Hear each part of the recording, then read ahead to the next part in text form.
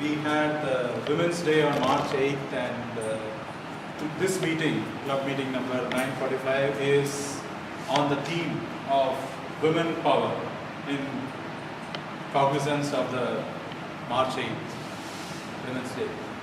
Margaret Thatcher, the erstwhile Prime Minister of UK, once said, if you want something to be said, tell a man. If you want something done, tell a woman. And she went on to prove a lot, being a woman. Today I will just share with you a couple of stories of a couple of very inspiring Indian women. They did India proud in their own way. The first lady I mentioned is someone you might all have heard of. This lady was born in Chennai to a middle class family, studied in the Holy Angel School, which is at T Nagar, went on to do her graduation in MCC, and during schooling itself, she was part of an all-girls cricket team. This was way back in, say, in the 60s. And not only that, as she went to college, she was part of an all-girls band where she played the guitar. She joined, after graduation, she joined a company, then she went on to do her MBA in IIM. Any guesses whom I'm talking about? Two of them. Huh? Indira Nooyi. Very good. Jerry. She went on to do IIM, and then after a few years, she graduated from Yale, again doing higher studies relating to management. Almost her entire career. After Yale, of course, she joined a very prestigious consulting firm called BCG Consulting. And the interesting part was, it was not all cakewalk for her even when she was doing her graduation. It seems, though she got aid when she was studying in Yale, she did not have enough money to support her, so she used to do a part-time job as a receptionist. And she, in spite of this part-time job plus the aid, she did not have really enough money, and she always wore one or a few saris that she took with her from here. So throughout in the US, she was surviving with her saris. In fact, for her interview also, she went with her sari. Nothing great about that, but why her claim to fame is that currently she is the highest rated Indian woman in, whether you can call it corporate America or the business of the world. She has been instrumental in PepsiCo. She is the president and chief executive officer of PepsiCo. She has been instrumental in some of the major takeovers. PepsiCo took over Quaker Oats. Quaker Oats was in itself a 14 billion company. She was instrumental in that takeover, and she brought in a lot of strategy into the Pepsi's way of thinking. In fact, Jack Welch, whom we all know, saw her in the sense he realized that she was a great talent, and he wanted her on the board of GE's team.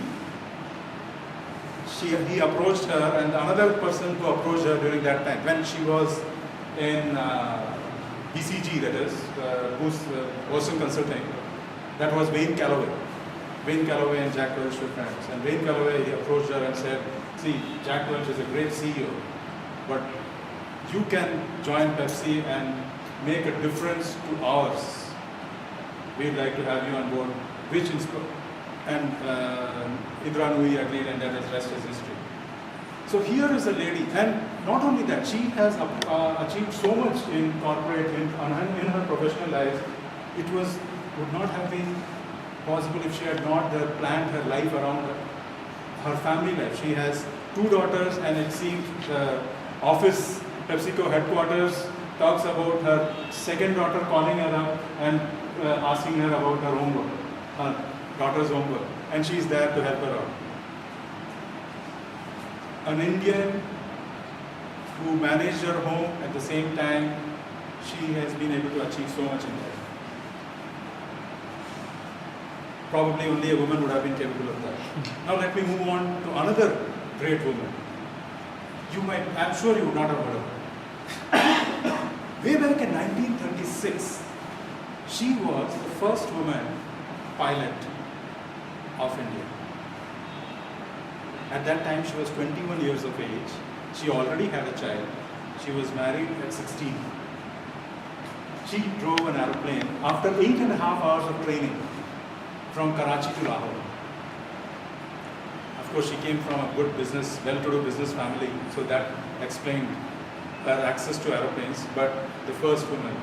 After partition, she moved back to India, and during that time, she became a war veteran. She was married to an Air Force pilot.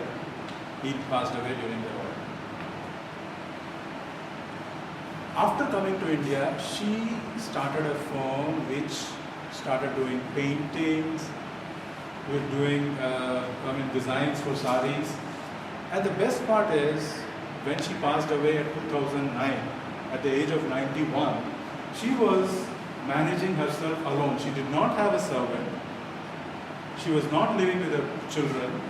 She was managing a huge mansion where she had rented out her rooms and apartments. And she said, even now I manage all the house for my house activities, single-handedly. Again, another Indian woman who has reached very high levels of flight. Then again, still grounded, down to earth, managing her life as a wife, coming up with growing children, and plus being an entrepreneur. Of course, I didn't tell you her name. Her name is Sarla Thakral. Check it out. There is a nice video on NDTV. Amazing woman. At the age of 91, she was interviewed.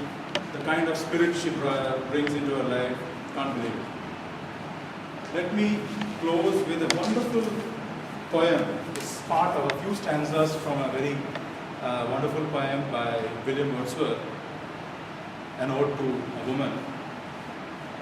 He says, talking about women, he says, the reason, firm, temperate will, endurance, foresight, strength, and still, a woman perfect, nobly planned, to warn, to comfort, and command. Yet, a spirit still and bright, with something of angelic light. That is from Wordsworth, An Ode to a Woman.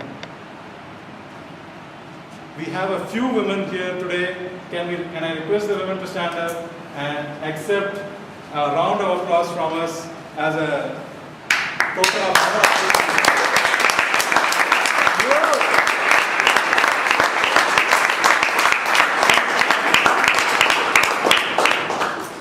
Now, to take the session forward, we have a dynamic, powerful person. I'm not going to say that he needs no introduction. His voice is famous for shaking the floors of Bangalore Toastmasters. A dynamic person who is now conducting a program for us for training the members, training the would-be members and speechcraft program. So can I request Joseph Das to take the session forward?